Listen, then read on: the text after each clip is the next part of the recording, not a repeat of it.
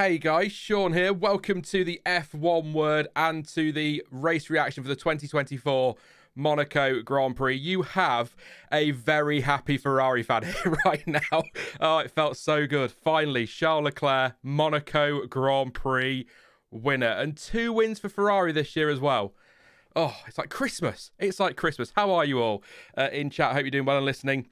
Wherever you are. Hey, Captain K, good to see you. Thank you, by the way, again, everyone who turned up for yesterday's watch along. Just went to that very, very quickly at the start. It went really, really well. I enjoyed it, so I'll hopefully do some more for Canada and beyond. I've got some notes today, though, talking about today's race. I've asked you to rate it in the chat. I'm not totally surprised by the way it's going. 13% thought it was great.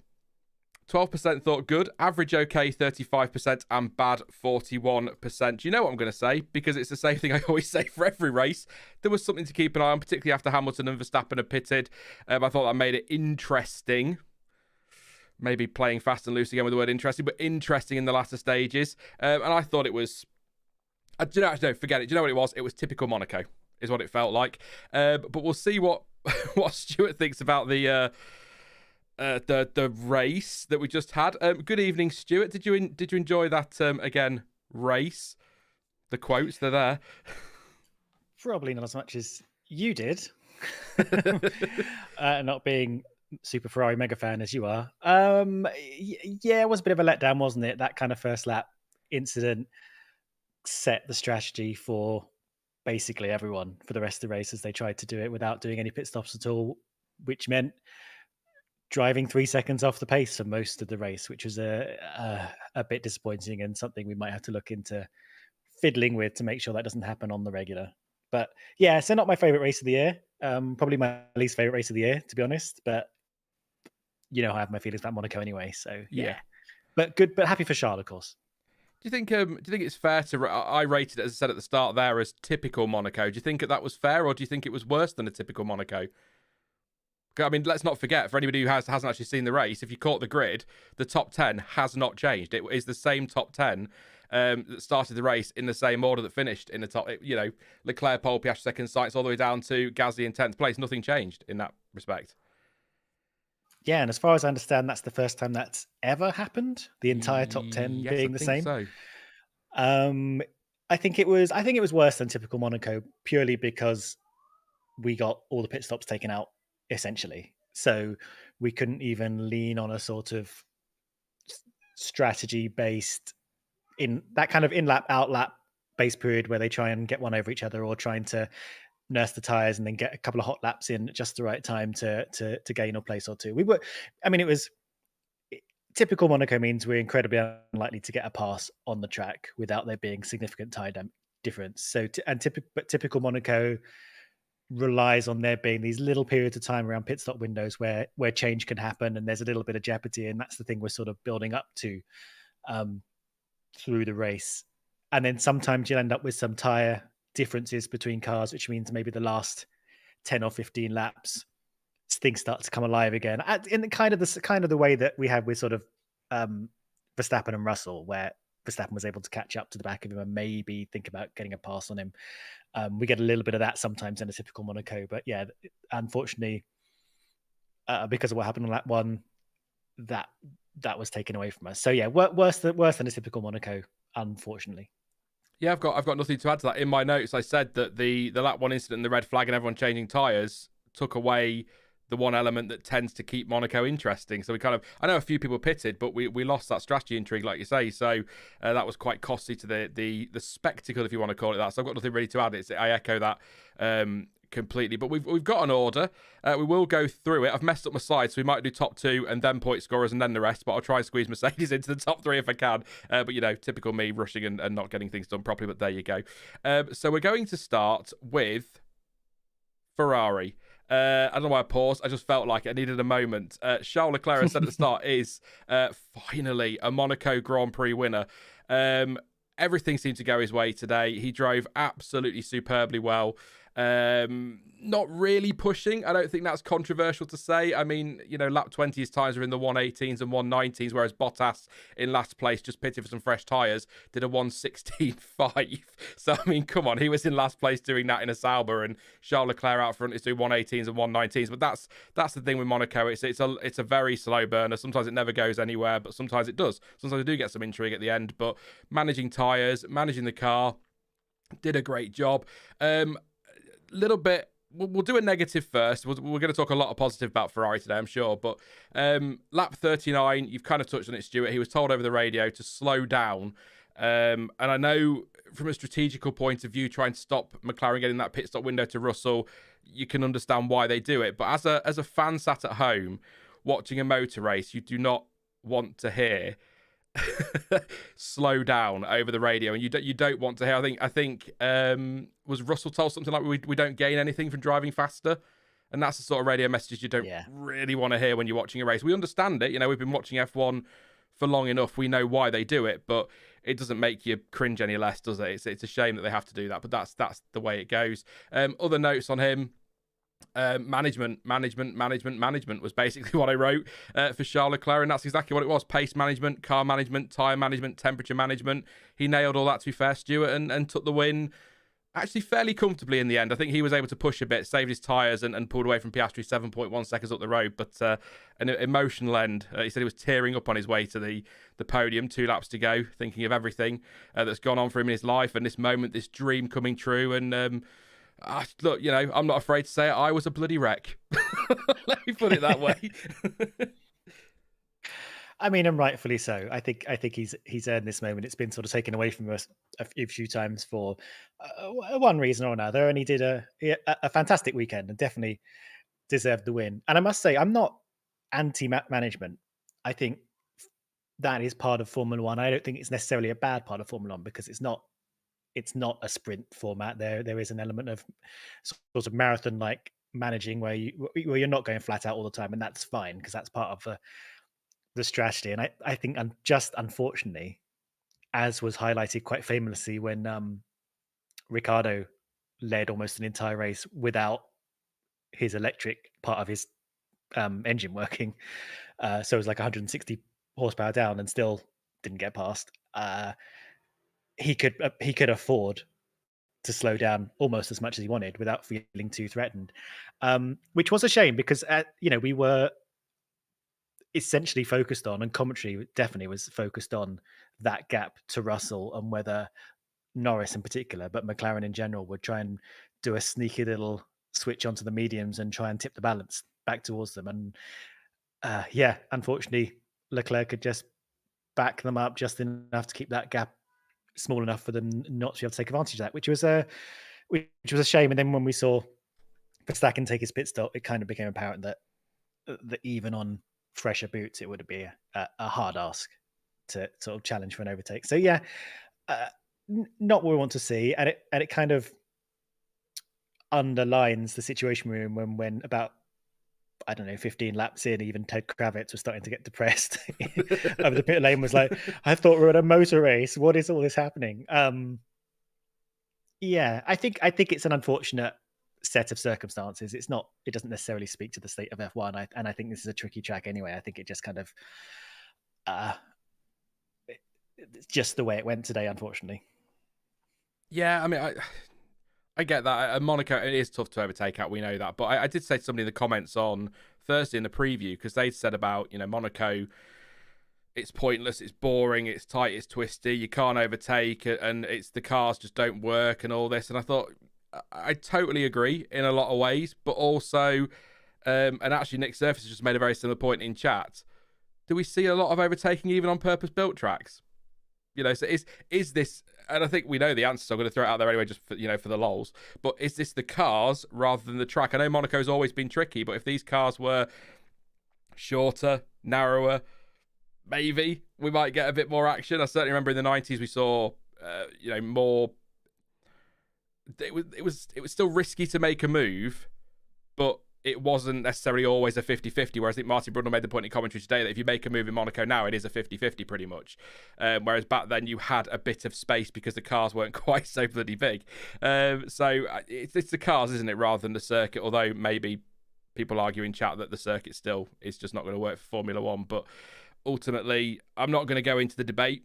I fully expect lots of publications tomorrow to have articles about, is it time to give up on Monaco? Is F1 outgrown? We do it every year.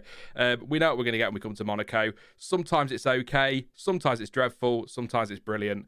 You're never going to get many brilliant races, though. So I just don't like hearing drivers being told to slow down is really my point. But a great drive from Charles Leclerc, thoroughly deserved win. He looked on it all weekend as well. I said it in the watch on yesterday. Practice, he looked like the quickest guy out there. Qualifying, he absolutely nailed the lap. He's done it in the race, thoroughly deserved, and no luck needed, and no bad luck seemed to fall his way. So he's got to be happy with that one. On the subject of luck, though, while we're still on Ferrari as the winning team, I'll say that a few more times in this stream. Carlos Sainz, or Carlos, oh my God, you jammy beggar. Sainz, as I'm going to call him today, had a decent start, actually, the first start, and then kind of got partially alongside Piastri, a little bit of contact. It wasn't a massive amount of contact, but enough to do damage to Piastri's floor, and gave Carlos Sainz, I believe, a puncture. I've written damage, but I think it was a puncture. He stopped at turn 4, but did manage to get going again, so he was able to take the restart. But because they took the restart order from the second safety car line, so pit exit basically, he was able to restart the race from third place on the grid, which I know a lot of people won't have been very happy about. My response to that is it's just, it's the luck of the draw. It happens in Formula One. I'm not going to get all, conspiracy theory controversial about it. What I would say, though, is that I do feel like perhaps going back to the older system, if we remember, where red flag before the end of the first lap, the race is restarted proper rather than safety car line this, safety car line that, maybe removes the confusion, or go back to, dare I say, after a red flag, we go back to a rolling start and you're in the order you're in. I don't know what the answer is there, but I'm not going to slam Carlos Sainz for getting a little bit of luck. He's not always been the luckiest driver as Carlos, so nice to see him get it. What's in my notes then? No investigation for the Piastri thing was necessary in the end. So back to P3 for that restart, as I say. Lap 34 said tyres are starting to grain for everyone, and said that Norris would be dangerous at the end on softs. He was very close to the back of Piastri in the final few laps, 4/10 over the line. So I'm not going to sit here and say a few more laps and he might have got in, because we weren't really going to see an overtake, but he had to keep the pressure on. I suppose, actually, my question then, Stuart, on that note, is, could Carlos Sainz have done any more today? If you're in that position and you know that overtaking is tough, all you can do is just keep piling on the pressure and try and force your opponent, the driver, ahead into a mistake, and that's kind of all he could do really today, wasn't it?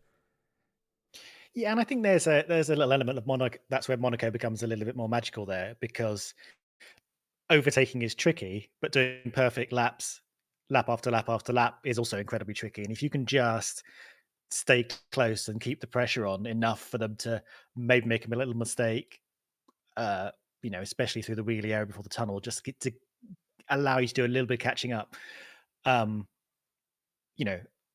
you can pull off some magic. Maybe make an overtake where 99% of the time you wouldn't have been able to. So yeah, there is that fun element of Monaco, which is about keeping the pressure on and not making a mistake as the leading car for the entire race. Which, to be fair, at the front, Leclerc was having to do, even though he was managing the pace.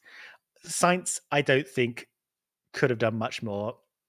Yes, he kind of got lucky with the way the rules were implemented, but actually, I have no problem with that. It's not like I don't think he did anything wrong. I think it was a bit of rubbing his racing and got caught out by an unfortunate puncture that, probably 90% of the time wouldn't have happened to him. So I think it was unlucky he got the puncture, he wasn't handed a gift particularly. Though I agree, I'm always in favor of rules that are just simpler and make sense and don't require 6 paragraphs of detailed explanation for the audience to understand. I think, red flag on the first lap, just restart the race. That's fine by me. But yeah, I think Sainz did a great race, and I also was kind of impressed with his Alonso-like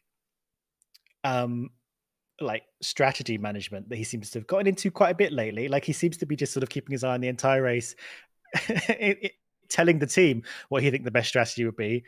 He seemed to be the one that was most worried about the gap to Russell and how Leclerc was going to be made vulnerable, and how the pace they were keeping was also making Leclerc vulnerable to Piastri behind. He seemed to have his eye on a lot of things and be thinking about, maybe because he was running 3 or 4 seconds slower than normal, he had like a whole half brain left over to kind of be thinking about these things. But it was impressive the way he, on top of the race management, he was also doing some kind of strategy management and keeping an eye on the wider picture.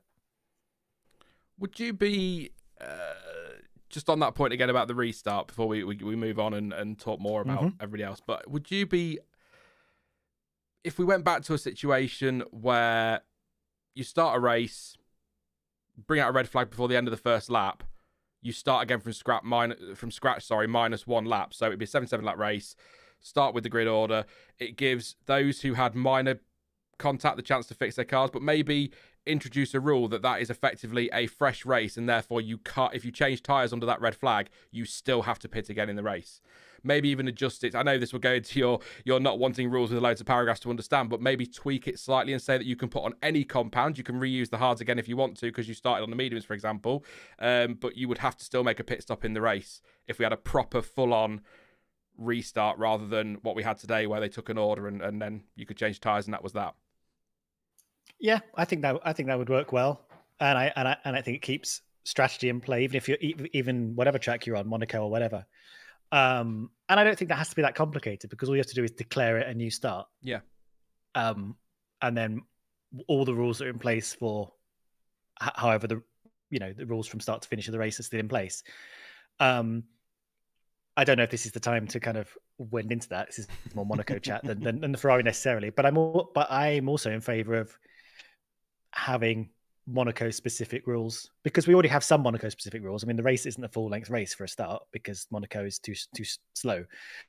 And even if we say when you go to Monaco, you have to use all 3 compounds, or you have, there's a mandated number of pit stops or something, that forces some strategy to come into place to have some of those elements we spoke about earlier, where, we're looking forward to pit stops, we're looking forward to undercuts, because actual overtakes are much more unlikely. So if you can turn it into more of a strategic lap times based race, then maybe we can bring some life into it without making it too artificial. So I don't know. I think, but onto your point specifically, I think that works well to stop things like this happening.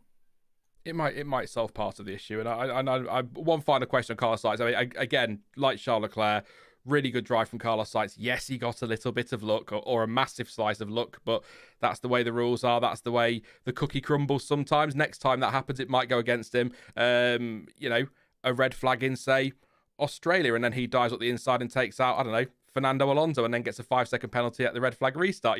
Sometimes these things don't go your way, but it did today for Carlos Sainz, so that's got to be fair. But I'll put this to chat as well.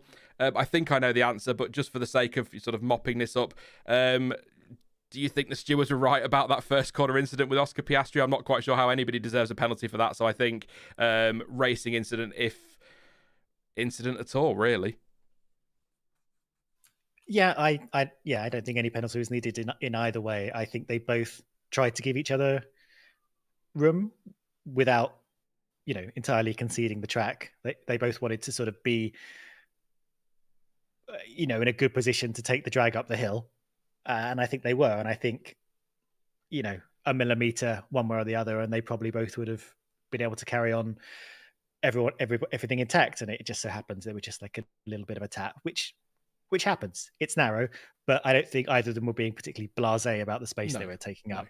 Sainz very clearly turned in, trying to give space, and Oscar stayed across as near to the barrier as he could. It wasn't anyone turning into each other or being careless. It was just a little love tap that happened to hit the wrong part of the car. Yeah, it did a bit of damage to Piastri. We'll talk about McLaren then. It did a little bit of damage. I'm not going to go over the incident again. We've already talked about it, but they replaced the side pod in the red flag for the restart. But they said they couldn't replace the floor because there wasn't enough time. I mean, that takes forever, doesn't it, to replace a floor? Under a red flag, you're not going to have the time to do that. But apparently, Ted Kravitz said they patched it up as best they could. He said bodge job and then changed his mind. maybe that was harsh, but yeah, they did the best they could. He was told that the car they were seeing some impact from the contact with Sainz, but said the aero balance was sensible at least, which was good to hear. Sensible aero balance. So it may have impacted him slightly, but somewhere like Monaco, as a driver, you're going to feel that, but it's going to affect you less relative to everybody else because you can't overtake. So you're not pushing flat out, are you? So it's not.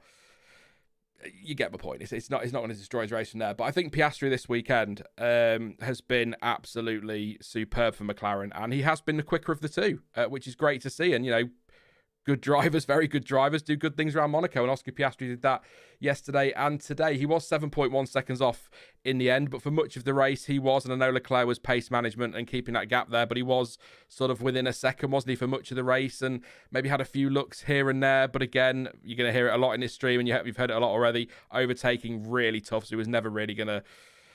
He'd have to go for a proper dive bomb, and P2, your second Monaco Grand Prix, you're second on the grid. You're not going to take that risk if you're Oscar Piastri, are you? Especially given the way things have gone at times for him this season. So I think he was excellent today. Really good drive and deserves that second place. And it's on merit. Again, the entire top four. In fact, to be fair, most of the field, in fact, the top 10, you could argue, they're all there on merit. They all did a great job. And Piastri was excellent this weekend. So well done to him. And that is all I've got in my notes except for praise. So I'm going to stop before people start calling me a Piastri fanboy. Which could be a bit true because I quite like Oscar Piastri. That's his real name, not the one we got in testing. Quite. Don't need to go into that again. But yeah, no, really, really great job from him. Solid, consistent all weekend. And especially when I guess consistency is sometimes the thing we bring him up on compared to Norris. But absolutely had the pace. And in qualifying, if all his best sectors had come on the same lap, he would have got pole. He said himself he made a couple of mistakes on his ultimate lap, so didn't quite get it together. But a very slight different set of circumstances. He could have been on pole and controlled the race that Leclerc did today. So bang up job from him. I think him and Norris are doing a great job at putting pressure, especially on Ferrari, but we know also on Red Bull as well. So it continues to be game on as far as I'm concerned. I know this is a very particular kind of track, but yeah, great from him. And as we said earlier, if Leclerc had made a small error somewhere along the line and just given Oscar a little bit of an opening to go for it, I know he would have.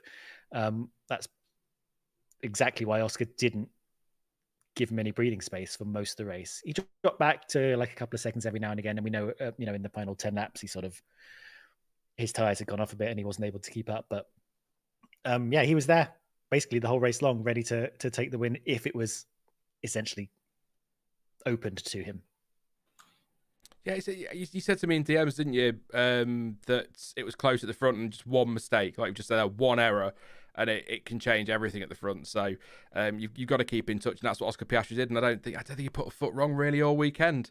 Trying to think about it, brushing the barrier here and there like everybody does, but nothing major, nothing that's compromising. But I think he drove really well and soaking up that pressure as well.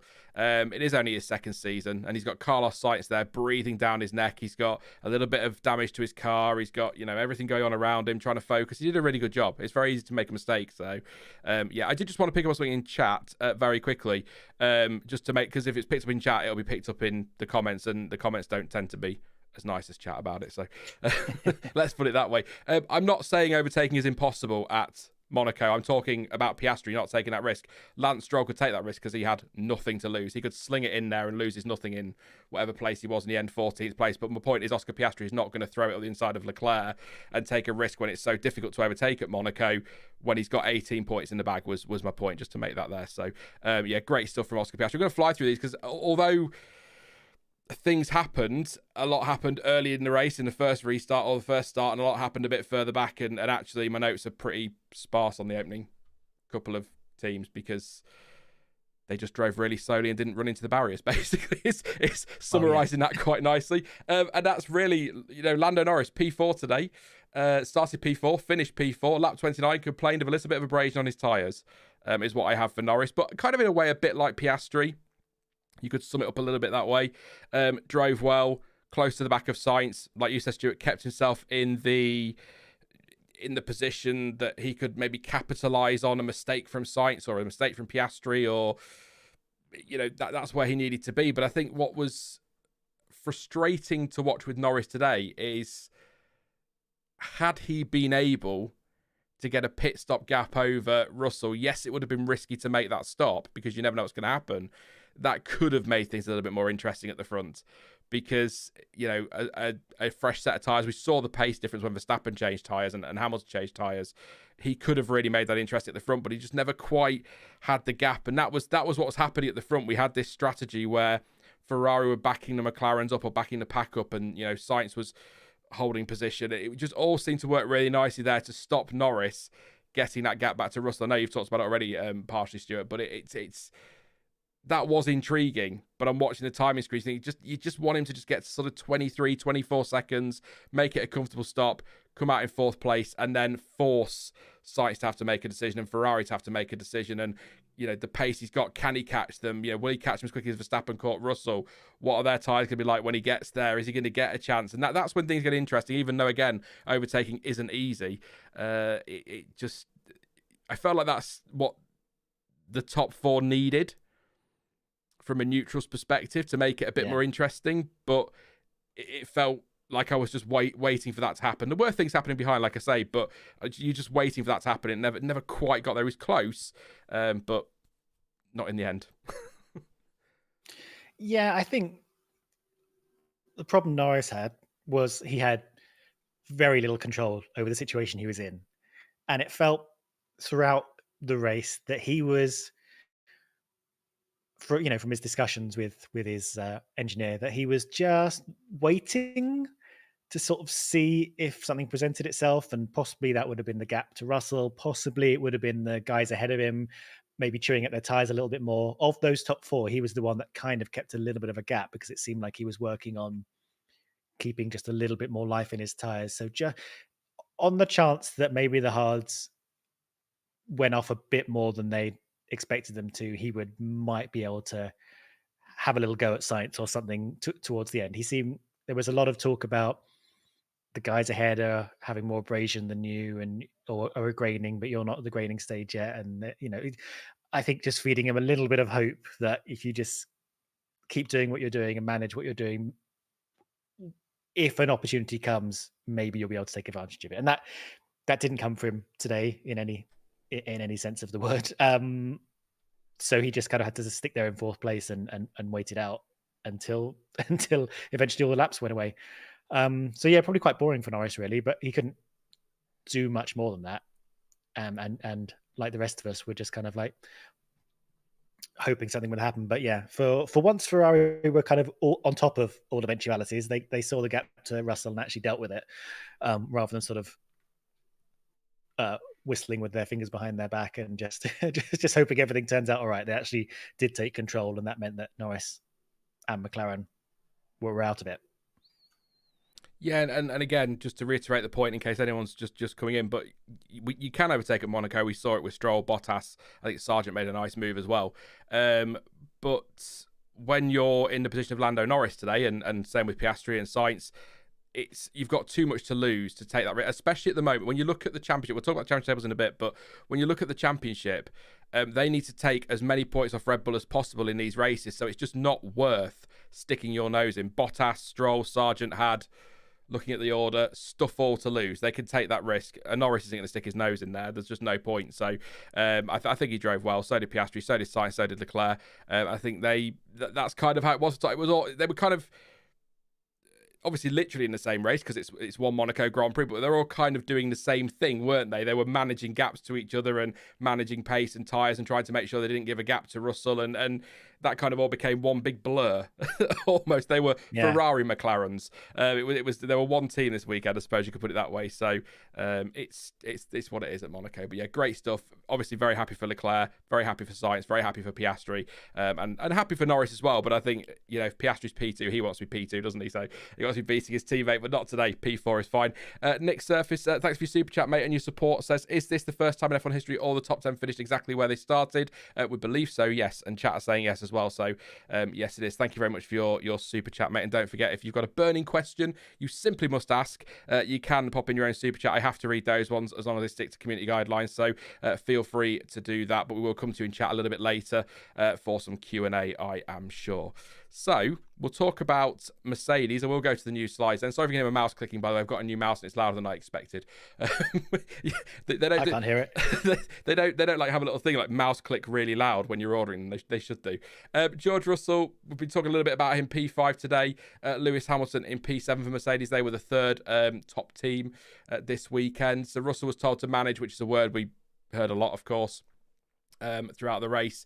He was worried about the gap to the leaders initially. He didn't want to drop too far back because that would open up safety car windows and that would cost them, and they didn't want to do that one. That's when he was told on lap 12, we gained nothing from driving faster. I then put F1 at Monaco, folks, in my notes for some reason. I couldn't react really to Verstappen and Hamilton stops because the gap was very quickly under 20 seconds. But actually that management early doors, and I think this kind of sums up Monaco, or why that management's important in Monaco. That management early on in the race enabled him to still have life in his tyres at the end to fend off Verstappen. Whether Verstappen would have got through, we'll never know, but having that extra tyre life really, really helped Russell out. So that's why management is so important in Monaco, and great stuff from George Russell. It's difficult to really sum up. He started fifth, finished fifth, held off Verstappen's late charge, held off Verstappen in the early part, managed his car. Copy and paste for every driver pretty much today, it feels like. Yeah, and to be fair to Russell, him and Gasly were the only ones to do the full race on the medium tyre. I mean, the full race post crash, which was a big ask. I think. I mean, whenever they spoke to people in the pit lane, they were like, "We don't think the medium tyre can do the whole race, at least not in any real pace." So yeah, you're right. That strategy at the beginning, backing off from the top four, even though he felt he had so much more time and allowed him to keep on to that fifth position. Whereas if he'd had to pit, it would have been, or if he'd have whacked the life out of those tyres really on, he would have been a much more of a sitting duck to Verstappen, who would have overtaken him given any opportunity. So yeah, really well managed from him, even though it led to, not that particularly exciting, action necessarily, but I think it was a well managed and probably quite, I was going to say quite interesting race for him in the cockpit, but it would have been, he would have had to doing the management and trying to make the race work for him. I think was a skill in itself. No, that's fair, yeah. In a way, I'm trying to make it sound more interesting than it is, but if you know what I mean. The thing is, I don't think that things like tire management, energy management are necessarily a bad thing. They can lead to something more interesting if opportunity presents itself. But it wasn't the kind of race where that happens. I always think about, when I'm sort of defending this, Kelly Holmes, if this makes any sense, who is that middle distance runner who won a couple of gold medals in I don't know, like 1500 or 800 meter kind of length races, by keeping an incredibly exact pace for the entire race and spent most of it at the back. But by the time like the final sort of quarter of the race came around, everyone else had tired out, and she just ran past all of them because they just didn't have that pace in them anymore. It was incredibly precise and quite exciting, like really interesting to watch. And that's the kind of thing that could happen in F1. You don't have to be going full beans at all times to be exciting. But yeah, this, not necessarily today, but I will defend the time management as part of an interesting strategy in theory. Maybe that's what Logan Sargeant has been doing all this time. Yeah, he's just building up to it. Yeah. One day. One day to work. You'll get there, Logan. Don't worry. Lewis Hamilton, for him, he said over the radio at one stage, I told you guys. Apparently that was because he didn't want to, according to Ted Kravitz, didn't want to start on the hards in case there was a red flags, because he thought the mediums would be struggling towards the end. As it turns out, obviously, George Russell was able to manage those anyway, so maybe Lewis would have done the same. He wasn't really under threat from behind and was keeping a managed gap to Verstappen, so he might have been fine. But he chose to pit, or the team did at the end of lap 51 for hard tyres, and his pace was much like Verstappen, electric. We went from drivers doing 118s, 119s, 120s to Lewis Hamilton banging in a 114.2, which gives you some idea as to how far off the pace they drive in Monaco. He was pushing hard, didn't quite have enough to get much closer than he did to Verstappen. He was a second off, but some of that was Verstappen caught up behind Russell there. And you know, another track, Hamilton and Verstappen 2 seconds a lap quicker than those ahead. They could be overtaking. You could be looking at them threatening the podium, but in Monaco that just didn't happen, which again isn't a massive surprise. But that's all I've got on Lewis. To be honest, I think he drove as well as to be expected when you've got to manage the tyres and when you're stuck in 7th place on the grid. And I think the pit stop was the right thing to do. You've got to try something, and again, it may have paid off if he got a sniff, but. There you go. All those extra pit stops for Verstappen and Hamilton, they still ended up in exactly the same positions they're in, but that's just the way it goes in Monaco. So good stuff from Hamilton. And actually, Mercedes seemed quite, okay, it's not optimistic, it's the wrong word. They seem fairly, I suppose optimistic, yeah, a little bit. That things are starting to come together. They've got some updates coming, and the field's closing, so maybe they're going to have a sniff of some bigger positions later on. I don't think they're talking championship challenge or winning every weekend or anything, but they certainly feel like they're a little bit more in the mix. But then that might be a bit of recency bias because they sandwiched Verstappen today, which is an image for you all to take away. So there you go. But yeah, good stuff from Russell, good stuff from Hamilton. I kind of, what I'm saying really, Stuart, is I can't really see what more they could have done today from 6th and 7th on the grid, from 5th and 7th on the grid. Yeah, it's interesting from Hamilton, really. I completely get his point at him being annoyed when the red flag came out and he was on the wrong tyre, or essentially he was about to be on the wrong tyre for a run to the finish. So kind of knew he probably had to do an extra pit stop where people around him didn't. I can see why he was annoyed, but also. Being on the medium tire for the start against people on the hards also makes sense if you're going to go for it, if you're going to try and make a position on lap 1. And there was sort of strange risk averseness to Hamilton this weekend. He didn't want to take the risk of starting on the mediums. He didn't want to take the risk of trying to run the mediums to the end like Russell did. He didn't want to run the new front wing because he was worried that it might get damaged after Parc Fermé, and which meant that he'd have to start at the back of the grid. So he gave that to Russell, and that kind of maybe went some way towards him losing another qualifying battle to Russell and being 7-1 down now. He seems a little less comfortable than Russell at the moment. It's interesting. And to be honest, I don't think any of those decisions would have led to a change in what happened today. I think whether he started on the hards, whether he started on the mediums, whether he took a pit stop or not, I think he still would have come 7th. It was that kind of day. Because if he hadn't taken a pit stop, Verstappen wouldn't have taken a pit stop. And so, we all would have been in the same position. But it's interesting that he sort of wasn't prepared to try something interesting, particularly, or at least complained about it when given. I don't know. But yeah, on the whole, for Mercedes, I agree. I think they're starting to get into a better place. This was probably the best they could do. I was glad to see them feeling quite bullish during sort of the practice sessions. They seem to have some good pace there. They couldn't quite keep that going through the rest into qualifying, but yeah, they're starting to show a little bit of optimism now.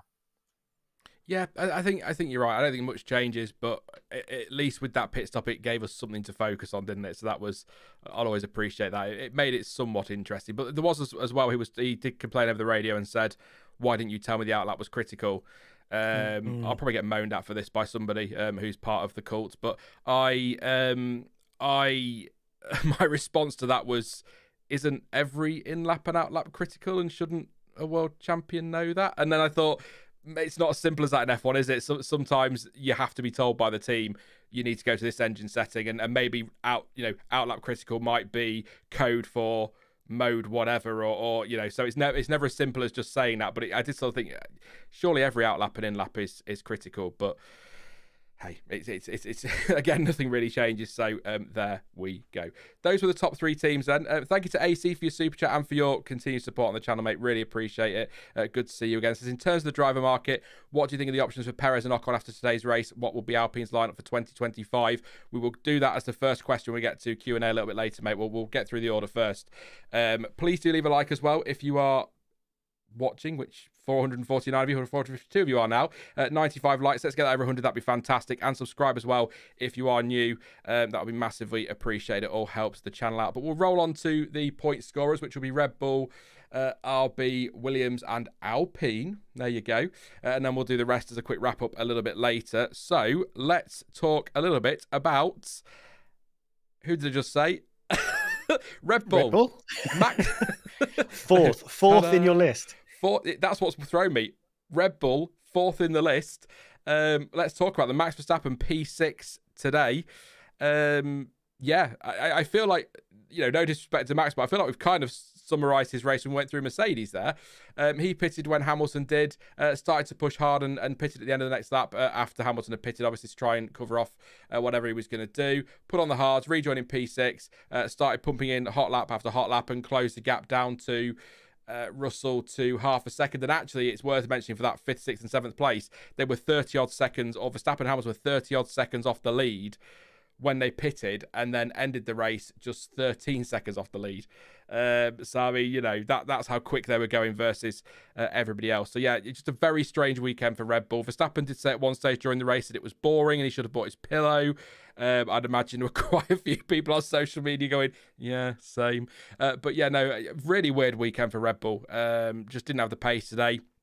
I think Ted Kravitz nailed it when he said that it's, there's nothing wrong with the car.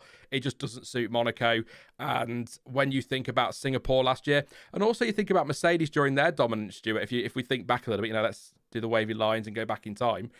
They used to have problems at tracks like this, didn't they? Where the car just wouldn't ride the curbs very well or the bumps, and they ended up often struggling at times in Singapore and in Monaco. So it's difficult to build a car that's excellently brilliant and superb everywhere. There's loads of words there for you. And that's kind of the case for Red Bull today. It's not a bad car. The RB20 isn't suddenly terrible. It just didn't really suit Monaco. So P6 really, probably not the best he could have done, because I think he had the pace to be ahead of Russell. But again, thinking of the championship, what could end up being a little bit more nervy for him than it looked after a few races, he needs to bag the points, and that's what he did today. So damage limitation, I guess, is my summary for Red Bull. Damage limitation on Verstappen's side of the garage, it was damage limitation. Somebody else went with damage maximization. And let's stick with Verstappen for now, while because it's two very different stories. I tend to agree with what you said there. I am keeping an eye on Red Bull with much interest, because yes, this is a very different track, and clearly, the car is not. This is not their kind of track, to be honest. But this is the 3rd race on the bounce now where Red Bull haven't sort of been large and in charge and in control and pulling away from everyone. And 3 quite different tracks, very different circumstances for what's been going on. But the pendulum is swinging. I want to say away from them. I'm not entirely sure how that analogy works, but it's definitely swinging one way or another. And I'm just interested to see where this is going, or if we've just had a series of sort of like just oddball kind of races. I definitely refuse to believe that Red Bull were out of sorts until we got to qualifying, because we've seen too many times when Fridays was just about them figuring out the car. And then by the time we got to Saturday, they were all over it again. But no, actually here, this wasn't their kind of race. It was very much a Singapore 22 kind of thing, where they were just weren't really present pace-wise and just did the best they could, which is what Max Verstappen did. But I am, in the bigger picture sense of things, interested at where we go from here. Because the gaps in both championships aren't enormous. They're big, but they're not unclimbable. I totally get what you're saying. We're both great with words today. Love it. Yeah, no, look, I fully expect sat here today that Max Verstappen will still be a 4-time world champion at the end of the season. But what the other teams have done is, whilst we may not get a title challenge from them, what they've done is made sure that it's not going to be comfortable for Red Bull. That races like today, where Max Verstappen took 6th place, he had to bank that because those points could be important later in the season. Not just for the driver, really more for the constructors, I think, actually. I still think Max is going to win the drivers, not necessarily as comfortably as maybe we thought 4 races ago, but I still think fairly comfortably. But the others have just got him now in a position where he has to be perfect every weekend, or as close to it as you can be. And one mistake, the car not working on a track like today, a brake failure, the brake issue in Australia, they're going to cost you big because the other teams are much closer to you. And that means that, a 25-point swing when you are 200 points clear in the Drivers' Championship doesn't mean anything. When you are 40 points clear in the Drivers' Championship, it's a big deal. And I was thinking about this, and people are going to say I'm mad and getting carried away because I'm a Ferrari fan, but stick with me here. Stick with me. Okay. I'm here. Do you... you might not be in a minute. See how that goes. Do you remember 2022? Yeah, it was quite a while ago now. When Charles Leclerc came out strong, Red Bull had mechanical problems, and Charles Leclerc was 40-odd points clear in the Drivers' Championship. And then Red Bull got their stuff together and went off and cruised to the championship. I'm not saying Ferrari are going to get their stuff together and cruise to a championship, but it does have that little feel about it, in the sense that after 4 races, there were people saying, well, Leclerc's won this then, it's all done. I said no at the time. And it felt like that after 4 or 5 races with Verstappen, that it was all done and it was over. But now there's just that little bit of intrigue. I know it's not the same thing, but I'm just trying to think of a close example. I know you used 2009 before as a good example, with one team starting out really strong and the others closing up. And this is just this whole thing. It just adds that little bit of intrigue to the championship. And this is why, I'll scream it until the day I die, I swear. This is why we just need a rule set that we can leave alone for a decade. Just leave it, because people will converge. The grid will come together, and that's what's happening. We had a really close field behind the Red Bulls last year. That close field is still there, but now the Red Bulls aren't all conquering. They're all coming for you, and it just makes things interesting and just adds that bit of jeopardy into the championship. Even if Verstappen still wins it relatively comfortably, there's still that jeopardy there, and that keeps people interested. So, as a content creator, come on, Ferrari and McLaren, for God's sake. People are fed up already. But yeah, I don't know what I'm really getting at. It just has a weird feel to this season. Somebody actually said it in the chat earlier, or made a point in the chat earlier, that how is this season as close as it is now? But it still feels really dull. And I think a lot of people have switched off already, and maybe are looking back now going, okay, there's a chance. It's unlikely, but I mean, tell me wrong, Stuart. Tell me you think Charles Leclerc has got a great shot at this championship. And Max is going to throw it all away. I mean, I might not go that far, but I feel like, we came through quite a difficult 2023, which was an utter Red Bull wash. And the start of this year felt very similar, but I think it may have sold us a dummy. And actually, we're going to have a close to more interesting season than it first appeared, because Ferrari and McLaren have definitely caught up. Maybe not all the way, but they're definitely a lot closer. And we've seen 3 races in a row. They're ready to take wins, go for poles. I think the one thing that's going to hold Ferrari or Leclerc back from challenging might be McLaren. I think they might sort of be in scrapping with themselves. They might allow Red Bull to get, if they have caught up and want to challenge for the rest of this title. There's still a long way to go. But as it stands, I feel like we're in a much better place than we thought we were in. And there is still a chance that these gaps can be closed depending on how people develop their car and how these cars' pace differs from race to race. And we need to remember that the Red Bull that's come in is a very different package than we had last year. And they may struggle to get it right for every single weekend. We've seen them having to do a lot of work over free practice to get it ready for qualifying in the race. And a lot of the time they've managed to do the analysis and do the work and get it into a pole sitting, race winning position, but it's been difficult for them. And as long as it remains difficult, that leaves a gap open for other cars to nab it from them. So I'm feeling much more optimistic than I did this time last year. There's definitely potential for things to happen. Dell says in chat, will you still be saying this next week when Max wins by 30 seconds in Canada? I'm going to play Dell at his own game because that's a relationship we have. First of all, we're not racing next week, so that won't even happen. Duh. I'm only playing Dell. But actually, no, because I won't be. I will still be saying that there's a chance that this is more interesting than it is. I'm not talking about a world championship battle. I don't think I could have made that any clearer. I still think Max Verstappen is going to win the title, probably fairly comfortably. I'll say it again for anyone not listening. But the reality is that if he wins by 30 seconds in Canada, that's one race. This, as you said, Stuart, has been going on now for 2 or 3 races that McLaren and Ferrari have been putting pressure on Red Bull. Yes, Max has still been winning and has still been picking up, I think, second place in Miami, wasn't he, to Norris, and maybe would have won that race without the safety car. Again, we'll never know for sure. But if he wins by 30 seconds in Canada, cool. But he might then not win at all in Spain. That's the point I'm making. It's not as foregone a conclusion as it was 4 races ago, and that makes the championship interesting for me, even though it's not going to be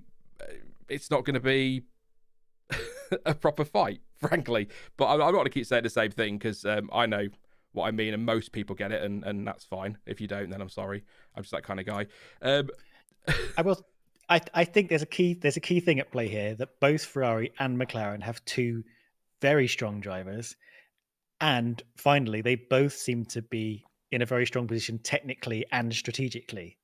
So they're going to be throwing a lot at Red Bull, more than they have been able to in previous seasons. They are finally in a position to kind of actually match them toe for toe in those regards, even if the package they started with at the beginning of the season wasn't quite matching them. So I think, at the minimum, Red Bull are going to start needing to pull Perez into the fight and get him closer to the front.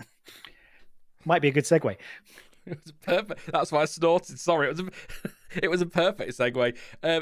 Just to answer that point, it's why I think the constructors is the one to watch here, because if McLaren, I've got Piastri and Norris scoring heavily consistently, and Ferrari do the same, and Perez has off weekends, which we're seeing, that could be the one to watch. The drivers is Verstappen's as far as I'm concerned, but you never know. We'll see what happens at summer break. We'll not declare anything just yet because you never know. But yeah, Sergio Perez, good segue, Stuart. Sergio Perez. A pretty disastrous fortnight, really, for Checo.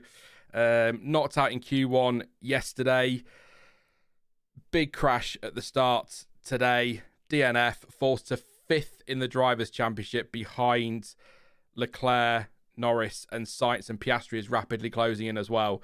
Again, that Constructors' Championship fight, they need either Perez to step up or they're going to have to make a change if they want that title, because he can't keep doing this. And the first point I'm going to make on the accident today, or the crash today, we're going to get into it properly in a second, is, 2 points. First of all, we're going to do Haas and Red Bull together, which is weird, I know, but there's no point going back to Haas later because we're going to cover it now. But secondly, whatever happened today would not have happened had he qualified where he should have been. Is the point I'm going to make right from the start, because I know there'll be somebody that comes to me later going, you're always defending Perez, or you're always doing this, and and he shouldn't have been there anyway. But there you go. He should not have been down in 16th place, full stop, and this wouldn't have happened to him. It might have happened to somebody else because, Magnussen. But let's talk about that first lap incident then, or that first lap crash, Stuart, because that's what a lot of people are going to want to hear our opinions on, I'm sure. I'm not going to go over what happened. We know what happened. But it's I think Anthony Davison and Jenson Button did some great analysis on the Sky Pad, to be fair to them, looking at all the angles during the red flag, and it really, my first reaction was, oh, for God's sake, K-Mag, what on earth are you doing? But when you look at all the angles, Perez does look in his mirrors. He does know Magnussen's there. Magnussen could have backed out. Do you know, actually, no, I'm going to go to my notes very, very quickly, because I think I agree with Nico Hulkenberg. He said on the radio that was unnecessary, so I think we all agree that was unnecessary, but then said it was a typical lap 1 racing accident. Don't tend to agree there, but I do agree with this one. 2 drivers didn't want to bail out and didn't want to leave room. That, for me, sort of sums it up a little bit quite nicely. Magnussen could have backed out, chose not to. Perez could have backed out, chose not to, or could have left space and chose not to, and they came together at the start of a race. So I think the funny thing is, the biggest surprise for me was the stewards didn't even look at it Not that I'm not saying they should have given a penalty to anybody, but the fact they didn't even look at it really surprised me. I thought that would have at least been, let's get them in the stewards' room afterwards and have a chat, but nothing. Yeah, that was the big thing for me, because I tend to agree with you. I think I would have given more blame to K-Mag, but when they went to the analysis and it was clear Perez knew he was there and could have moved a little bit to the left and given a bit of space, then you don't get to the point where K-Mag is predominantly or wholly to blame, which is one of the things that leads to penalties and stuff. But I think here's the thing, right? The stewards clearly did look at it, and I'm very confused as to what counts as investigation, because they need to determine whether or not something requires investigation, requires at least looking at it. And I think we would have benefited, and I think the sport would have benefited from them at least doing the investigation and the write-up, which makes clear,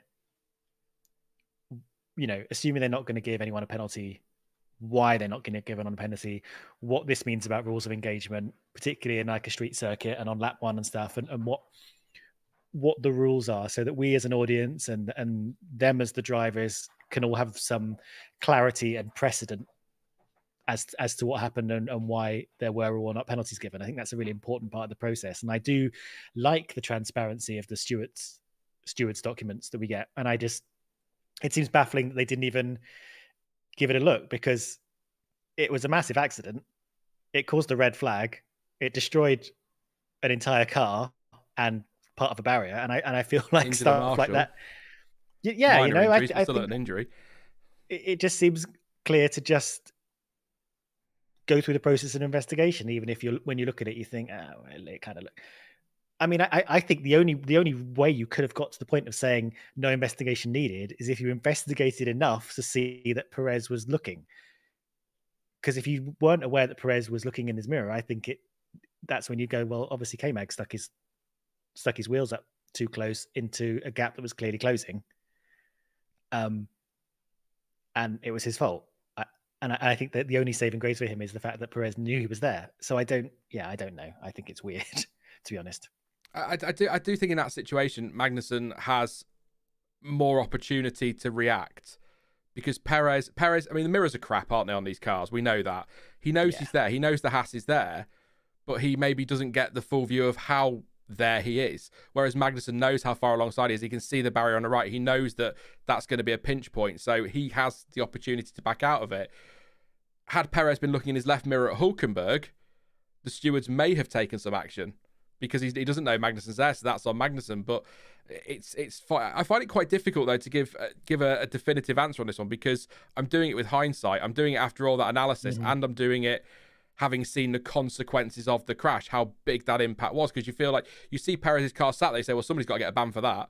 But actually, maybe we should blame Hülkenberg. It's all Hülkenberg's fault. How dare he? No, but you see that car in that wreck and you think somebody needs to be blamed. But maybe this is one of those where I think somebody, who said it in chat, was it Auto Astro Bot Nautics or something like that? Sorry if I've got your name wrong. You're somewhere in there was sort of saying that maybe the stewards haven't taken action because you could apportion some of the blame on each driver and you couldn't therefore put the full blame on a driver, which I get. But at the same time, we've seen before predominantly to blame used rather than wholly to blame. So there's definitely inconsistency there from the steward's side, but I think the incident itself, unnecessary is great. I do want to say this, and this will be an unpopular opinion, and it can go alongside your opinion, Stuart, on Twitter the other day. Why not? We do need to stop using a quote that is nearly 40 years old from a different era of Formula One that was used to defend the indefensible of deliberately taking another driver out as an excuse for, well, the gap's there, you got to go for it because you're not a racing driver if you don't. I mean, that's just such a lame argument, because get the context behind the quote and you'll understand. But it's 40 years ago as well. That's not a defence. That's not a defence. I get the argument. We want to see drivers going for overtaking, but it's like I say with K-Mag, you sort of want to say maybe if you have to apportion blame, maybe you do put that on K-Mag. But at the same time, as I say, when you look at the argument that Nico Hülkenberg's put across, it's a little bit, I can't believe I'm going to say this, it's a little bit Silverstone 2021. This is going to go down well. two drivers. Oh no, actually no, that's a crap example. Monza 2021 is a better example. Two drivers going for a move, or alongside each other, or battling hard on the track. Neither wants to give the space, and it's ended in a crash racing incident. Is how I still view that in Monza as a racing incident, but if you don't look at the consequences. But let's not do 2021 talk. Stop it there. No more. Sure. Stop it. Having said that, this is not 2021 talk, but at the risk of being slightly conspiratorial, how much of the fact that penalty points would have likely pushed K-Mag into a ban? I knew you were going to say this. Well, I mean, we've been saying it for a little while about how that the stewards seem a little bit afraid to actually push any penalty points over into ban territory. And he was up there on, I think, 10 points. And if he'd been found mostly to blame, that would have pushed him over. And probably deservedly, because he's been involved in quite a lot of incidents.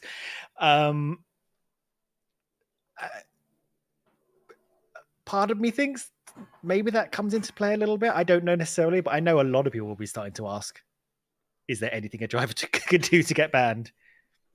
And it's interesting that it goes in direct contrast with, I'm sure we'll get to, the Alpines, which had a less catastrophic accident a couple of corners later as well. So it looked, who did get investigated and penalised. It definitely raises questions, and I feel the fact that they didn't go through with an investigation and write it up and justify not giving out penalties goes against that. Like it adds fuel to the fire of just having no paperwork at all. I've only just noticed Jonty's here. How rude is that? Sorry. Yeah, he's been talking facts. He says in the chat, it's also a case of previous records needing to be accounted for. Almost any other driver you can say, yeah, maybe misjudged racing incident, but as it's K-Mag in his current form, it's perfectly fair to say, yeah, 100% of him knowing it would be dangerous. In K-Mag's defence, a little bit, again, Perez knew he was there. He could have left more space. He chose not to. Magnussen chose not to back out. That's my view of that. But I would hate it, Jonty, if we start saying, well, that driver tends to cause accidents anyway, so we have to blame him for that. I know that's not exactly what you're getting at, and there's more to it than that, but I'd hate it if, there's a crash there, it's involved Magnussen, and because he's done this, that, and the other this season, that means he must be at fault, so let's give him the points. I don't...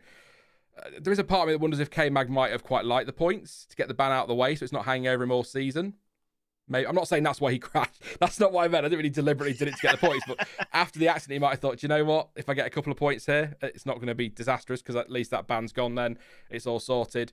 But yeah, I just, to the point again, Jonty, I know that's not exactly the point you're making. There's only so many characters you've got in a chat box. I get that. But going back and picking people up for historical... Grosjean is a good example. I wouldn't want Romain Grosjean to keep getting points and penalties because, he's involved in the incident, so he's most likely to blame or whatever. But it's tough. I'll tell you what, let's do a poll. I'll end this poll then, first of all, and then we'll roll on and do the rest, and we'll come back to that poll. So, rate the Monaco Grand Prix. 39% said bad. Average okay said 30%. Good was 15%. Great was 14%.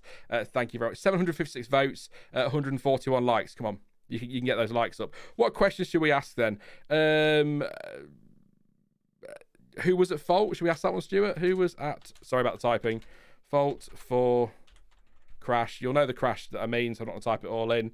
That's no good doing it there, Sean. That's a Q&A. What on earth are you doing? Goodness me. Do you know what? Running a stream and trying to talk and everything else. So I'll put Magnus on top. While you're typing it up, I'm gonna make the mirror point that you made of if Perez had qualified better, he wouldn't have been in that position. Of if Haas hadn't made an illegal car in qualifying, they also wouldn't have been in that position. So they got disqualified and sent to the back, which led to them being smushed up with the likes of Danger Man Perez and the rest. So yeah, a few things like rippling out into what happened there. The perfect storm. sort of thing. Quite. I've put who was at fault for the crash. Because I liked our four options of poll, I've put Magnussen, Perez, racing incident, couldn't care less. Just because there'll be some people sat there going, I don't care, to be honest, Sean, it happened. No penalty was given. Let's move on and start talking about other people. So, John says 85-15, Magnussen, Perez. Cited Canvas says Ericsson's fault, always. But Monaco is tight. There's a conversation going there John is having with somebody. And I don't see why everyone is calling McLaren a bad driver. He was just using the rules in Saudi and Miami, says Jonathan. And that says Ericsson. So there you go. Yeah, all right, fair enough. I could have put that in. Delhi says that.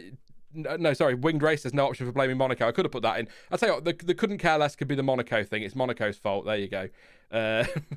We'll talk about.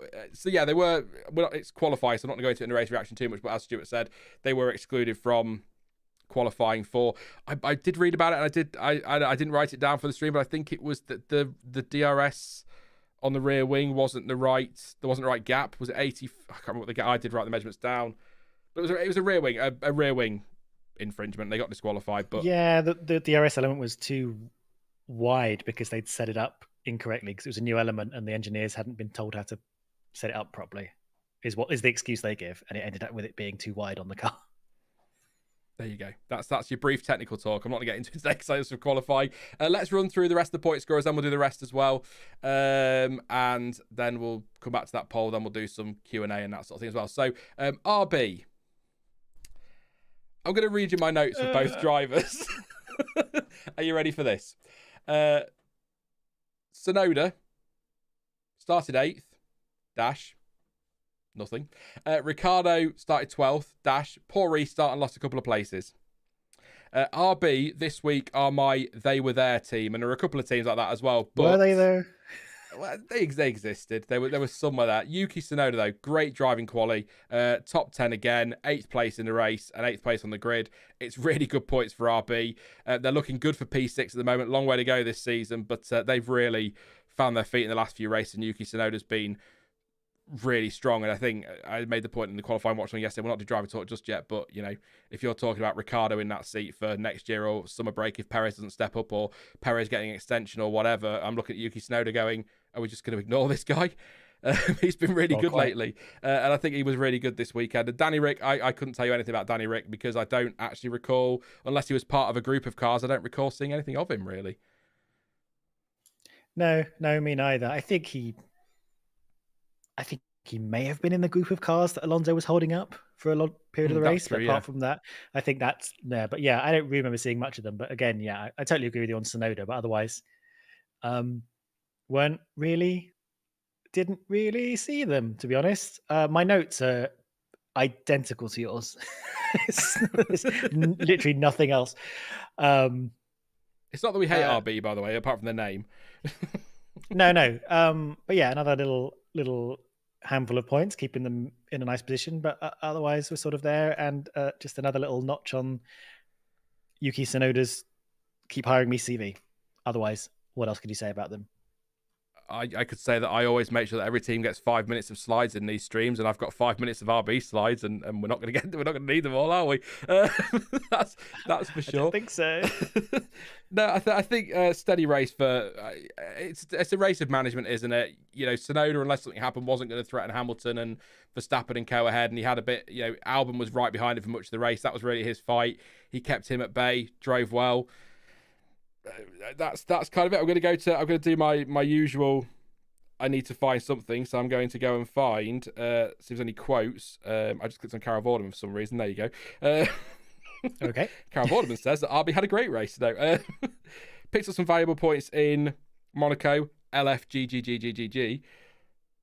Sure. That's what they said on Twitter, and that's pretty much it. They were playing noughts and crosses at one point with Red Bull on social media, which I suppose tells you what the teams thought of that race. Do you know what, actually? He's got to keep Albon at bay, but I can't imagine that was a particularly thrilling race for any of the RB drivers, to be fair. But if the press release comes in later, we'll cover it. I'm just going to check chat and see if anybody's going to say, oh, but that was great, blah, blah, blah. But Klein says Yuki's doing okay. Danny Rick needs to retire or go to Indy. That seat is Lawson's. I think you know my view on this one. Let's not get into that one. And yeah, that's pretty much it. So Jorn would like to see Tsunoda in an Aston Martin. I still think that's possible, by the way, just very quickly, with the Honda tie-in coming. He is a Honda young driver, so I think that's a very possible... but then it might require Fernando being fired because Stroll ain't going anywhere. Yeah, that was pretty much it. Nick says Visa Cash App could be the fastest car for all we know. There you go. Danny Rick was part of the Alonso train. Yes, that's confirmed there for you. So thank you to Sighted Canvas. So I'm just going to spam through these pictures really quickly. So apologies if I'll try and do it gently so it's not quite so violent. But Alex Albon, you thought the RV notes were bad. Alex Albon started 9th, nothing. Logan Sargeant started 15th, nothing. But I will say on Logan Sargeant did make a really good move at one stage in the race, and I've forgotten what it was because we've been through a lot in this stream. I was determined to remember, I didn't write it down, but it did get some overtaking done. We'll talk about that in a second. But on Alex Albon, I have thankfully got the Williams press release through. Goodness me, that's a mess of Williams. What have we done with that? Anyway, Albon said, whilst you'd rather have a slightly more exciting race to win points I'm still happy. P9 for the team in our first points of the season, which means a lot to us. You never want to be pointless, especially for the team's morality, unless you're playing pointless, of course, on BBC One, then you do want to be pointless. So hopefully this will be a nice kickstart, I don't know, to the season. It was a bit frustrating out there, as you could see how much pace Yuki had, but he was managing excessively, so it was a very slow and painful race. I was struggling to stay focused. Wow. We've added small amounts of performance to the car, so it's good to see these upgrades working and that we're able to stay around a similar pace to our direct competitors. And Logie Sargeant said, it was a tricky race and looking at rear wing was pretty much my day. Looking at a rear wing, sorry, I was just looking at random rear wings on his phone or something. No, it was a rear wing, which would have been... He was battling with Joe quite a lot, wasn't he? It was uneventful for the most part. I was stuck underneath Fernando and Danny for a long time, and it just started to eat away at the tyres, and I really had nothing left. The rear's completely degraded, and from there, I was hanging on for tyres. He did pit again, of course, late on. Logan Sargeant was pretty pacey then.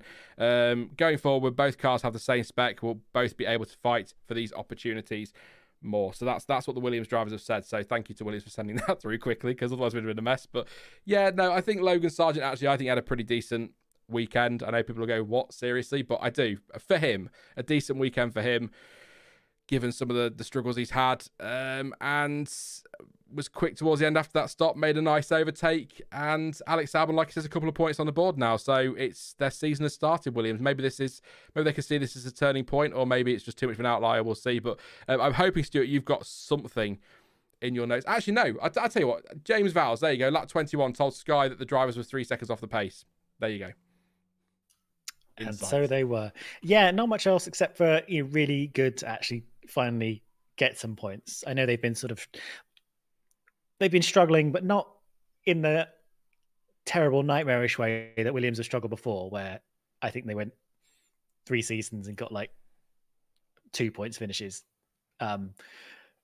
It's not that. They're not like a second off everybody else. They just haven't sort of managed to get an entire weekend together where they've been able to like be in the points by the end of the race. They're in that back end of the field, but it's nice that they're able to get a really good lap together on Saturday and know that they can essentially bank that because of the lack of overtaking, and they're able to sort of lock that down. It was good for them. They might,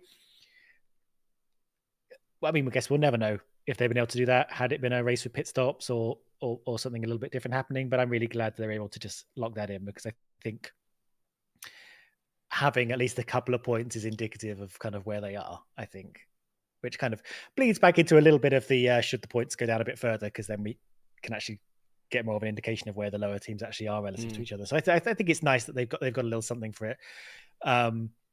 It was interesting that we had James Vowles as this kind of Sky Sports go-to person during the race, because he was sort of not really particularly involved in anything that was going on in the race narrative necessarily. But yeah, I'm happy for them. I don't have particularly many notes. Logan Sargeant, I'm still concerned about. Yes. Generally, I think this is his final season, most likely, unless he turns up with a even bigger suitcase full of cash at the end of the season. But not one of his worst weekends. No, not one of his best either, but certainly not one of his worst. No, I got to say it. He did outqualify Perez. He did. There you go. Big deal. It matters. And last of the point scorers, Alpine, Pierre Gasly. Very happy yesterday. I did the watch along. People asked me for a bold prediction at the start of the watch along, and I said Gasly would make Q3, and he did. So I got something right for a change. So I'll take a little bow. There we go. But congratulations. Thank you. Presents in the post. But no, it's really great drive yesterday, and of course that's setting him up really, really nicely for the race today to be able to bank those points. His biggest threat really was, I think, Lance Stroll at one stage, because it looked like Alonso, we'll talk about that in a minute, was backing up the pack to help Stroll. Stroll was getting close and obviously pitted, and I thought, oh, maybe here we go, Lance Stroll's going to chase him down. Maybe we'll see a battle, and then Stroll made a mistake, which again we'll get to in a minute, and that kind of gave him a 19-second gap back to Alonso, which was nice and comfortable, so he managed to cruise. Could have been very different, of course, had the race not been restarted after a red flag, because he was thumped by his teammate Esteban Ocon. So I'll read you the notes. Gasly, see Ocon notes for lap 1 incident. Bless him. And Ocon threw one up the inside of Gasly at Portier just before the red flag contact, and Ocon went, I don't think it's dramatic to say airborne, he was very much airborne, and landed hard. That was damage for both cars. The team didn't get him repaired though in time for the restart, so his race was over. He received a 10-second time penalty, rightly so, for causing a collision with his teammate, but his race was already over, and that is going to be converted to a 5-place grid drop, I believe, for Canada. The big talking point here that people have already touched on is Bruno Famin was absolutely furious with his driver, said it was completely out of line. There will be consequences, and they're going to make a tough decision. Big words. We'll get to that later, I'm sure. And Ocon said it was an unfortunate incident. At the time, it was an unfortunate incident. He has since apologised on the old social media. I did have this up a minute ago and it's crashed, but there we go. Where are we? There we go. Said, today's incident was my fault. The gap was too small in the end, and I apologise to the team on this one. Hoping for a deserved points finish for the... happy. It says hoping for a deserved points finish for the team today. So that was obviously before the race had got going again. So there we go. So, yes, he's taking responsibility there. Has Esteban Ocon. Not really surprising. I don't really see... again, Gasly's already right up against the barrier on the outside, isn't he? It's not like he's got an insight. He's got nowhere to go. So Ocon has got to take the blame for that, and he has done so. Grid drop for Canada. Just that Alpine seems to be making progress, and that's great news. But overall this season, it's not been great. And the last thing you need in a race like Monaco, a race that can be a race of attrition, your teammates colliding like that. And it was just stupid from Ocon. There was no need for it. You're throwing out... I know you want to beat your teammate, but throwing out the inside... First lap of the race, he wasn't to know it was going to be red flags, hitting your teammate, damaging both cars. That could have been no points, and that would have been a complete waste of a weekend, really, in a lot of ways for Alpine. So they're going to need every point this season, really, and they can't have drivers doing that. So I mean, look, I assume on there will be consequences. I suspect it'll be, or going to make a tough decision. I think that'll be maybe a fine, an inter-team fine, a disciplinary or something like that. I don't think they're going to sack him, as some people have suggested for Canada, and bring somebody else in as a suspension or anything. I think it will be something like a fine and a slap on the wrist, a really good ticking off, maybe some hairdryer treatment, perhaps, I don't know. And then we'll talk later about what that might mean longer term for him, because he's out of contract. But I'm not expecting... I've seen people talking about, dropping him for Canada, but I think that's a bit extreme.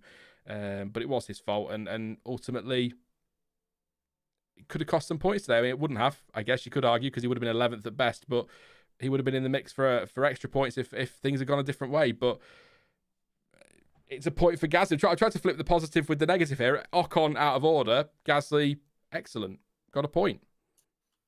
A big point. Yeah, and every point's important when you're having the troubles that Alpine are having. Despite, yes, they are improving, and it's good to see. I will say, maybe slightly controversially, I mean, if it's clear they were told not to engage on lap 1, because bringing the car home and getting as many points as possible is the game. They've got to play the team game at the moment, when they're in the position they are in. Having said that, there's part of me that's like, Ocon's move was almost brilliant. Almost. If he'd have pulled it off and not slid wide on the exit in the way he did, like, if he'd have got past without running into Gasly right at the very end, it would have been a hell of a move. He shouldn't have done it because they were told not to and they were meant to behave. But it it was almost really good, and it would have been. It's just so on the cusp of being something quite heroic and interesting and good and brave, and lap one's one of the only opportunities you'll get to make up places. There's a part of me that kind of admired it if he hadn't have mucked it up so badly.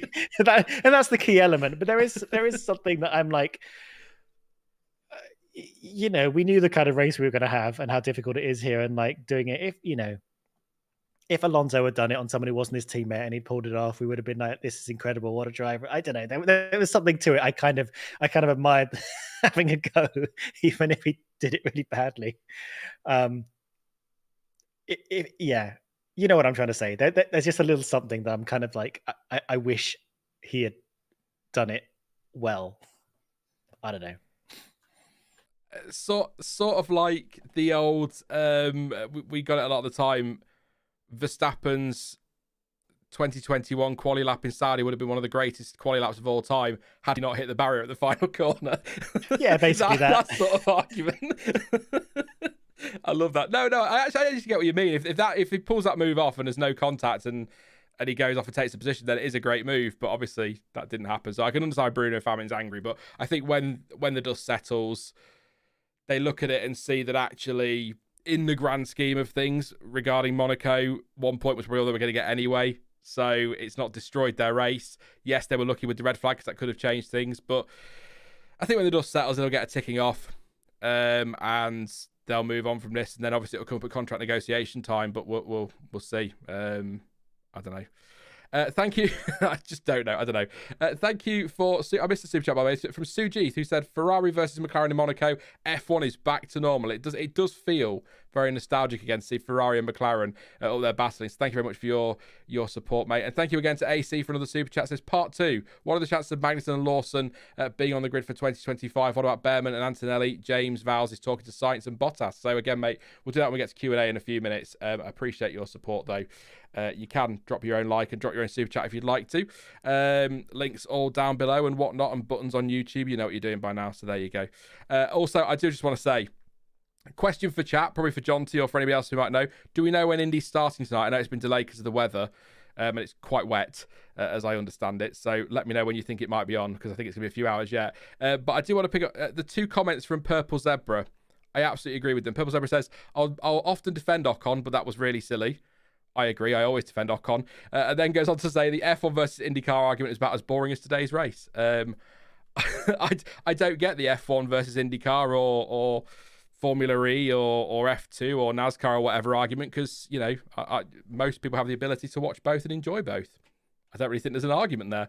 If you enjoy F1 and IndyCar, good for you. If you want to pick a side, pick a side. But you can enjoy both. You're allowed. There's no law. Yeah, not everything has to be a weird fandom battle.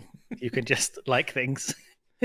You can go see Barbara and then go and see Oppenheimer. You can do it all. I thought it said Barbara then. I was like, who the hell's Barbara? They can't see Barbara. You can see her too.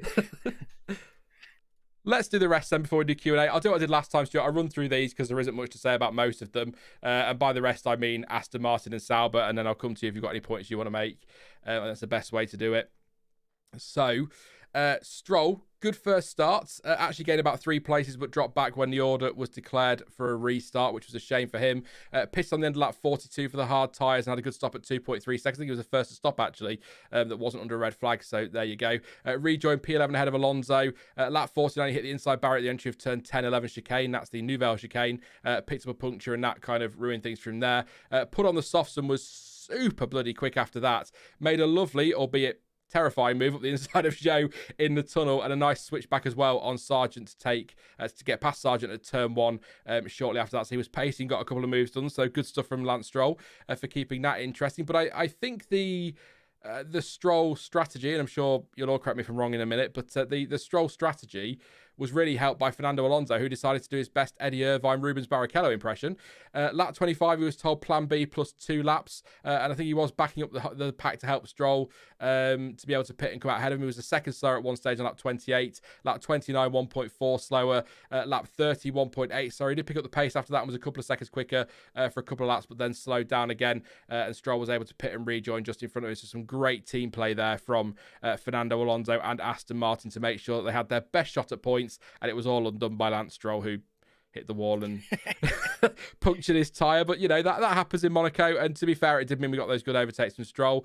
And Sauber, Bottas started 17th, finished the race in 13th place. Alonso, by the way, was 11th and Stroll was 14th. But Bottas was in 13th place, pitted end of lap 15 for Haas to go to the end. Lap 53, overtook Sargeant. No DRS or nothing, just like Stroll.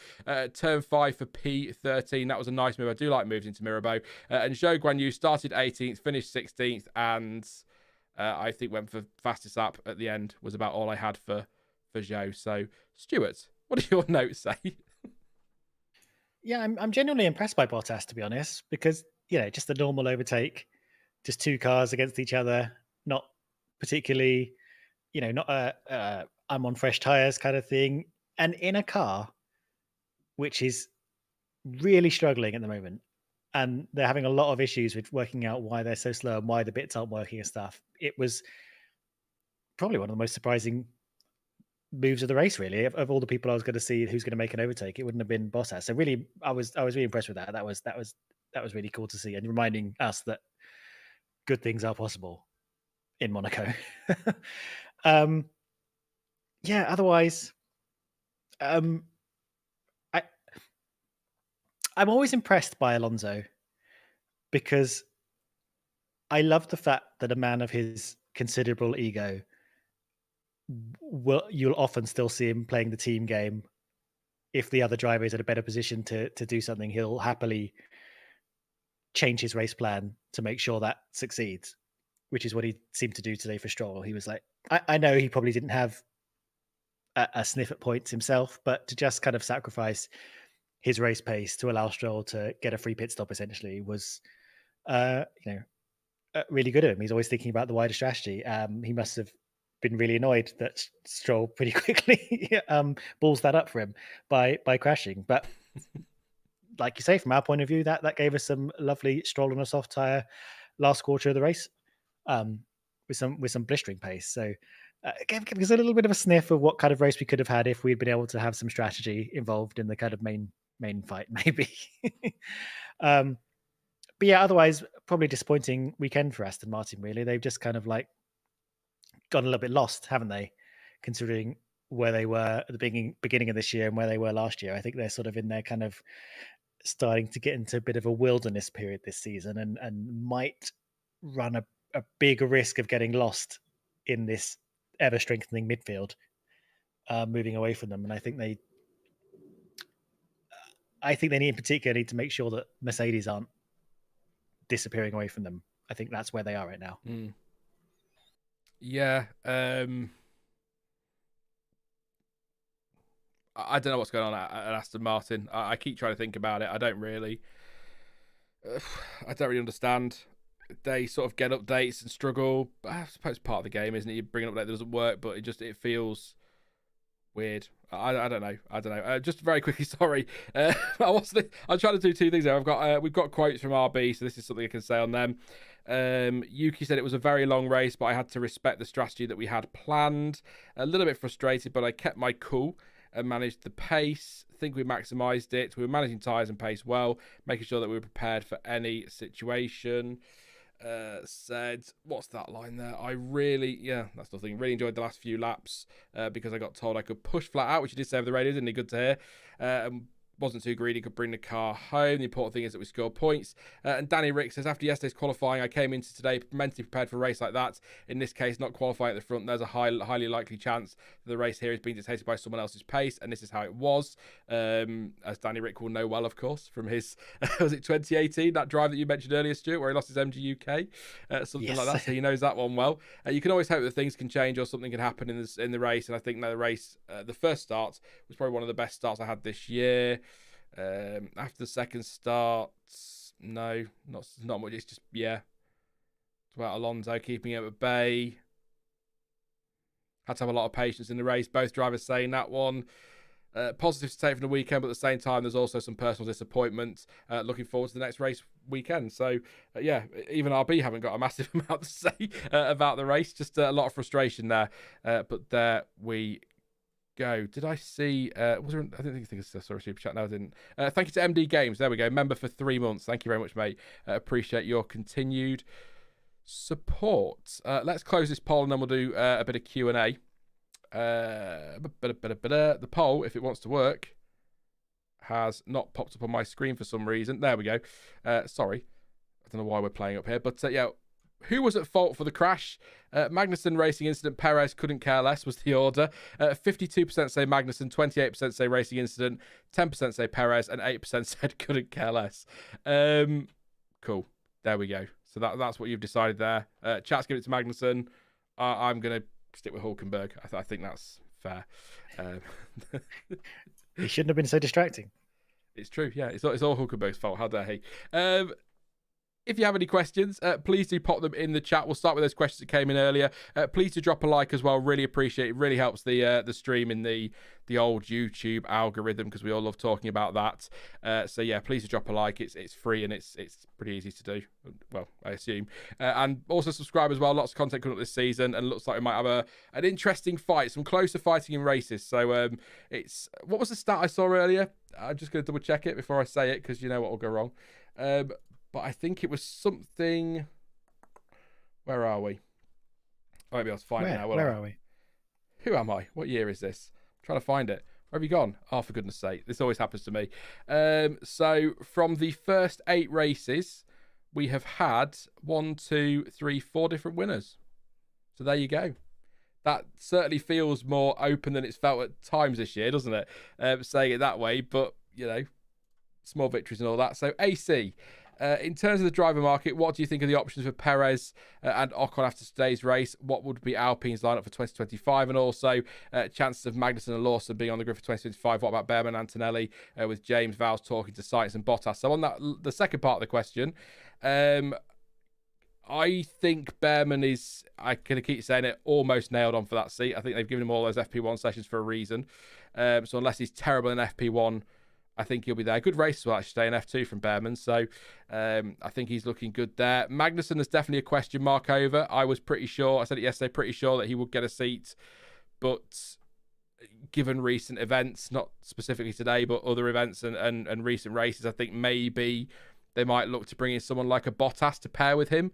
So they've got the experience of Bottas alongside Behrman. So they've still got that. They don't want to go back to a Schumacher Mazepin lineup. On Lawson, I love Liam Lawson. I'm a Liam Lawson fan, but I just get the impression that he's going to be one of those drivers that never gets the chance outside of his standing performances when he took Ricciardo's place when he was injured. I've just got this horrible feeling he'll just be forgotten with the Antonellis and the Behrmans coming through and ends up missing out on a seat. I don't know why I feel like that. I just do. I hope he doesn't, but that's my view on that one. The first part of the question, Perez and Ocon, and what's Alpine's lineup going to be for 2025? Perez needs to step it up. Definitely. I think we can all agree on that one. I hope this run, we said it last week, Stuart, is just a little blip and we don't end up on another run like we had last year with all the Q1 exits, but, you know, see what happens in Canada. Ocon did himself no favours today, but I'm just looking at Alpine's lineup unless they're looking at bringing in Jack Doohan, for example, as a young driver and bringing him through. They're quite limited for options, and right now I can't imagine there are many drivers currently on the grid queuing to get in that car. Yeah, that's the key thing. Well, yeah, then you've got to get just a very junior driver who just wants to get their foot in, don't you? Whether it be anyone really, anyone with a super license points. If there's a seat going and Alpine want to fill it, they will. But I feel like Alpine still have higher ambitions than just filling it with anyone. So yeah, I don't think Ocon's helped himself very much today, but I still think he's a strong driver and worth having in the seat in the medium term anyway. So I almost lost track of all the things we're tracking here. Behrman, yes, I agree with you. I think I think he's all set, even though he's had an unlucky and all over the place F2 season so far. I haven't seen today's race actually yet, but up to that point, he wasn't collecting points in the way we sort of expected of him. And I think I would be surprised if Magnussen is still around. It very much feels like his swan song year, and he'll move on to something else that he'll be interested in. I think that it's really hard to know, isn't it? I feel like we're at this point where we could well lose a bunch of drivers this year. I couldn't tell you who they are, but I could tell you there's a lot of drivers that aren't safe. And I think that's probably right. I think I feel okay about that because, as you know, we've spoken many times before about how many junior drivers are waiting and are good enough to step up, and I'd like to see them there. But it's so hard to judge right now where these teams' minds are at, and I think it all started with Hamilton moving and throwing everything into disarray, to be honest. Well, as I said yesterday, this driver market hasn't gone the way I thought it was going to go after Hamilton made that announcement. Really at all. Sainz was linked with Mercedes, linked with Red Bull, and now we're talking about Williams or Sauber. I mean, it feels like it's sad. Yeah, quite a drop off, and then you've got. It sounds as though Perez is still. Well, I mean, it's an obvious statement. It's Perez's seat to lose, isn't it? So he's still in that seat, and he's going to be the preferred option for them. So they're keeping an eye on that. Mercedes seem pretty much nailed on with Antonelli. That's not a great surprise. I expected that. I'm amazed that Lance Stroll is staying. I'm not really. But on the Magnussen thing, when you look at Albon as well, was the other one, wasn't it? Albon staying at Williams was a surprise in some ways. Because I thought he might have been wanted further up the grid, but once those seats started to close off, it was obvious he was going to stay at Williams. But on the Magnussen thing, it's not just about the accidents, the crashes. When you look at and the incidents he got penalised for and got all those penalty points, when you actually look at how Hülkenberg's doing this year up against him, that's been a bit of an eye-opener, I think, for Haas. Hülkenberg really is pretty solidly the better of the two this year, so which is why I think Audi have absolutely snapped him up. So it's a really fascinating position, but Behrman, I think we're looking at a situation where what do we think? Behrman and either Bottas. If Bottas doesn't go to Williams, Bottas to Haas alongside Behrman. If Sainz ends up at Williams, which I'm still not sure I'm confident on. I said yesterday, I think Sainz to Williams would be probably better than to Haas, for example. But I don't know. It's just not worked out how I thought it would, but it's going to be fascinating to see what happens in the coming weeks and months. But I really thought it's weird. It's not as exciting as I thought it would be. And all this talk of Verstappen leaving, I don't believe he's not going to go to Mercedes. No. I just don't believe it at all. That's just people love to stir those things, don't they? But I suppose until he commits, but then he doesn't need to commit. He signed up to 2028. He doesn't have to, does he? So Ricciardo to Haas says it's dream gaming. That's a possibility if they're looking for experience to go alongside someone like Behrman. That could open up a seat to look for Lawson. I'd be totally up for that one. Sainz says once Sainz confirms where his next seat is, then the mayhem starts. He's got the key, hasn't he, to the driver market this year very much. So we'll see what happens there. CPB talking about Antonelli. He says seems very talented and has good pace, but he's still way too green. Needs another year in F2. Content creators hyping him up like Hogwarts hypes up Harry Potter. Or Sion hypes up Neo. Excellent. Antonelli is very talented. I agree, but I don't see the need to rush him through. But I think my argument is, I'm not hyping him up, and I don't think you were saying me necessarily CPB, but I'm not hyping him up. I just think that Mercedes have decided that that's the way they're going to go, unless he's a disaster, which doesn't look like he's going to be. So, that they can afford to take that gamble where they are right now, I suppose, can't they? But we'll see. I think he seems decent. And if you're Antonelli, you got to take it. Of course you have, because definitely. We've seen too many people miss their window opportunity to get into F1, and then it's the wrong time. There are 2-3 year contracts and the seats that you would be able to slot into, and then the window goes by, you over to F3 or something, Formula E or something, and that's it. It's gone. Your chance to be in F1. So if they call him up, even if he feels a bit green, he's just got to go for it, I think. And just on the Harry Potter comparison, Harry Potter didn't bloody do anything, did he? Everybody else did it for him. Well, quite. Anyway, Ricciardo is also a very marketable driver, which Haas need since they are always tight with money, says Extreme Gaming. Any more questions on today's race or anything F1 related? We'll do... where are we at? Yeah, we'll do a few more minutes. We won't go mad tonight because we had the stream yesterday, which was 2 hours long, and I don't know if the Indy 500 is going to happen, but people might want to go off and keep an eye on that now. So, and it's not like this was a hugely epic race to talk about, was it? So, Ian says, I hope Antonelli doesn't get Van Dorned in an awful Mercedes. Oh, don't. Stuff. Poor Stuff. Was it? I was thinking, was it Stuff that got the record for the most penalties, or was it Jenson Button that got that one? It was definitely McLaren. Oh, I couldn't tell you. It was one of them, though. Yeah, like 75 place drop or something. Yeah, it's something like that. Yeah, weirdly.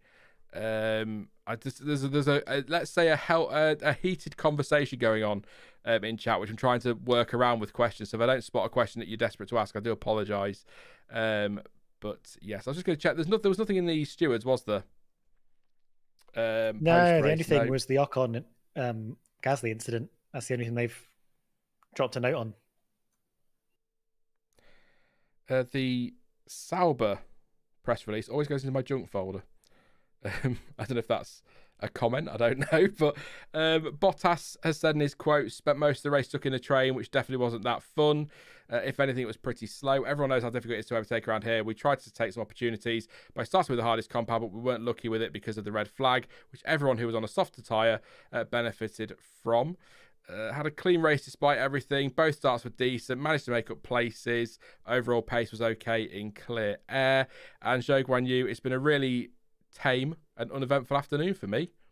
At the first start, I saw the accident with Perez, Madison, Hawke. Oh yeah, of course he got a front row seat to that, didn't he? Of course he did. He did the right thing, I think, backing off and just stopping and letting everything unfold ahead before picking his way through it.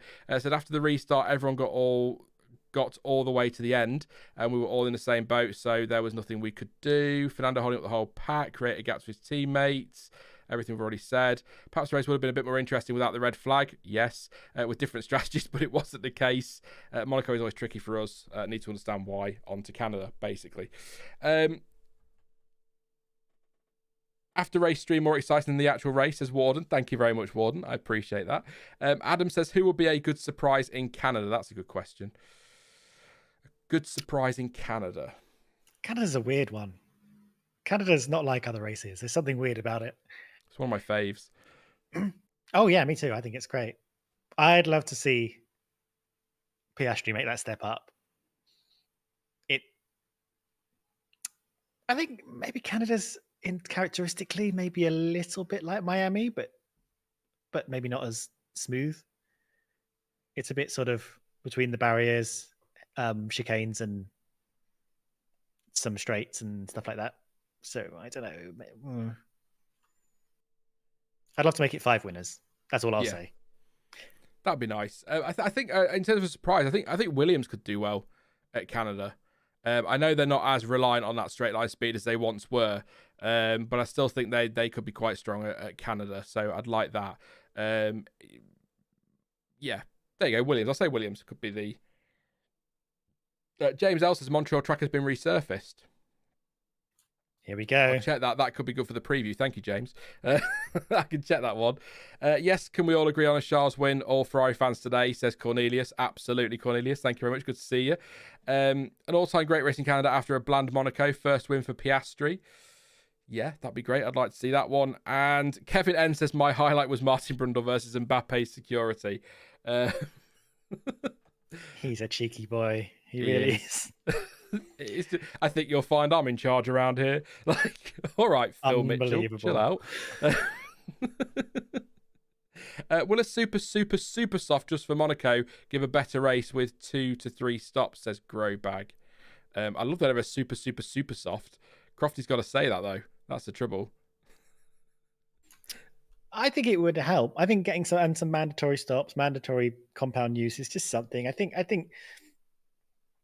if we're going to keep going to Monaco with cars that are, let's face it, a little bit unsuitable, no matter how much you love Monaco, I think we're the cars are sort of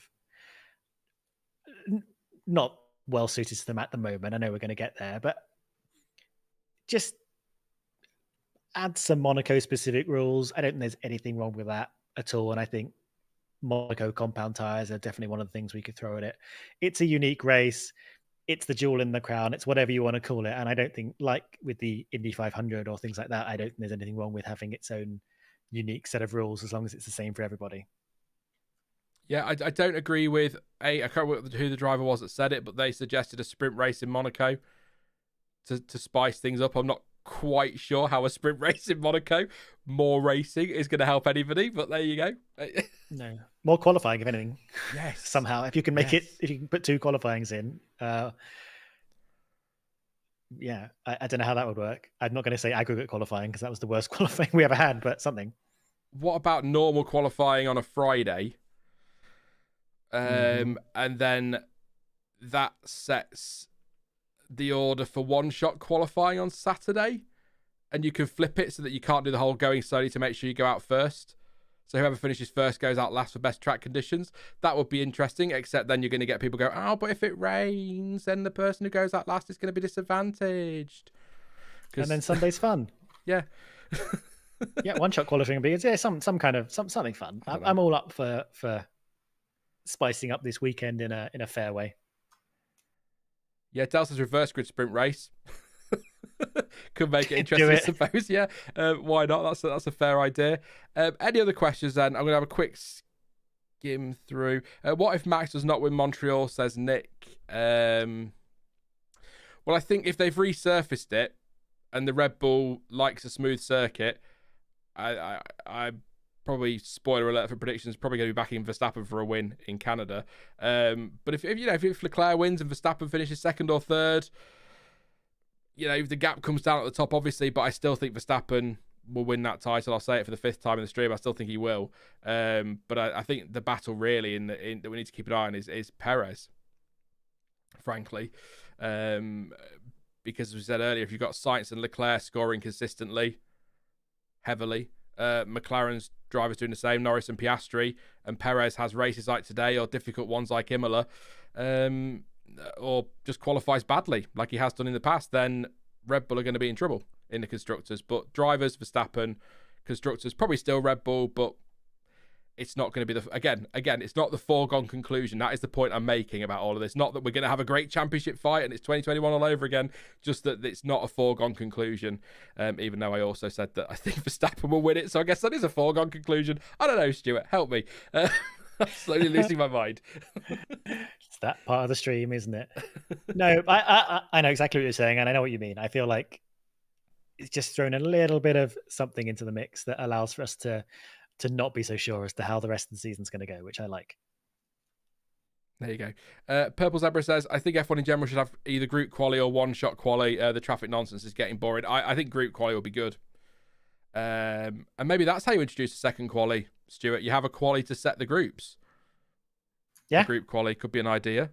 The blocking is just, especially with this whole needing a gap and all that, it's the track's not long enough, is it, to be messing about with 20 cars doing that? So I tend to agree on that one. They also, just to reiterate the point from yesterday for those who weren't here, I think there needs to be a rule that stops cars slowing down in the tunnel to let other cars through. I think even under blue flags, cars need to just floor it through the tunnel and then cut the Nouvelle chicane to let faster cars through, because we've had some pretty... I know the F2 or F3 one was an engine issue, but we've seen some close calls in there, and if you have a crash in there flat out with a car that's going so slowly, you're going to have a monster crash, aren't you? So I do think there needs to be a rule about not backing off too much in the tunnel, but then how do you police that? Because we've got a rule where you're not allowed to drive too slowly anyway, between safety car lines, and people still do and nothing gets done. So there you go. That's my point on that one. Is it time quality split into 2 groups for tracks under 1 minute 30 lap time? Q1 was a lottery here. Thank you, Warren. We've sort of talked about that one, so I'll not go over it again. But yes, I think groups would be good for Monaco at least. What about a shortened race? 78 laps is too much, says Joe. Max lap around Monaco 55. Well, like you said, Stuart, it's already shorter, isn't it? So I don't know if they go any shorter with it, but that was... I mean, part of me thinks, if anything, a longer race. It would have forced pit stops today, wouldn't it? Force some strategy. I don't know. People get tired, make it harder. I don't know. Something. I don't think a short race is necessarily the way. I think you need to give more opportunity for things to happen. like in the same way that a sprint wouldn't work here, because they're just you're taking things off the table, like strategy, like time, like uh, tire wear and management to play out. I think, yeah. Purple Zebra, absolutely on my page here. 100 laps. I've always said let's make it the Monaco 100, and like you say, Stuart, tweak the format a bit to keep it interesting. Maybe run special liveries or something. Make a big fuss of it like they do the Indy 500 and call it the Monaco 100. Extra pit stops. I don't know, just something to liven it up and make it special. I don't think you could make it a non-championship event, because why would manufacturers pay the money to do it? It's an expensive sport, is F1. They're not going to do it if they're not getting points, are they? So, because the Indy 500, I know we're both not really up on Indy, Stuart, too much, but the Indy 500 still counts towards the IndyCar Championship, doesn't it, that year? Yeah, I think. Yeah, like doubly so. I think. It might be. Yeah, you might be right there. Yeah. I think it's a double points race, and it's longer and all kinds of things. So yeah, it definitely counts. I think it's one of the most important races of the year. So we could, I don't know if we go that far with Monaco. It might, Yeah, maybe not. But yeah, you could certainly do something with it, I think. But yeah, like I said, I'm not going to get into it too much today with Monaco, because we do it every year, don't we? We have the same conversations, and there you go. But I think we're going to wrap it up there. Double points for scrap last year, Jaws says, or the year before, says Jonty. So they don't do that anymore.